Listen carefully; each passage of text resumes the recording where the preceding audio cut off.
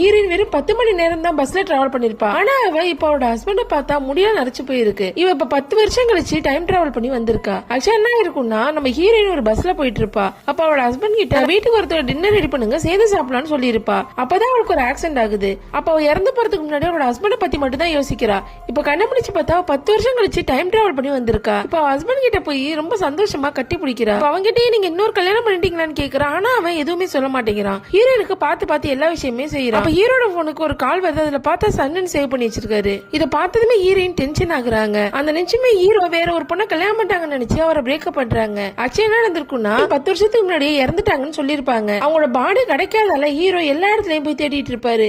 இதனால கிட்டத்தட்ட பைத்தியம் ஆகிற நிலைமைக்கு வந்துடுறாரு. இப்ப அதே நேரத்துல ஹீரோட அம்மாவுக்கு ரொம்ப உடம்பு சரியில்லாம போகுது. ஹீரோயினுக்கு ஒரு குட்டி தம்பி இருப்பா. இப்ப அவங்களும் இறந்து போறாங்க. கொஞ்ச நாள்ல ஹீரோட அப்பாவும் இறந்து போறாரு. அதனாலதான் ஹீரோட தம்பி எடுத்து தன்னோட சொந்த புள்ள மாதிரி வளர்த்துட்டு இருப்பாரு. இதை தப்பா புரிஞ்சிட்ட ஹீரோயின் கிட்ட பிரேக்கப் சொல்லிட்டு போயிடுறாங்க.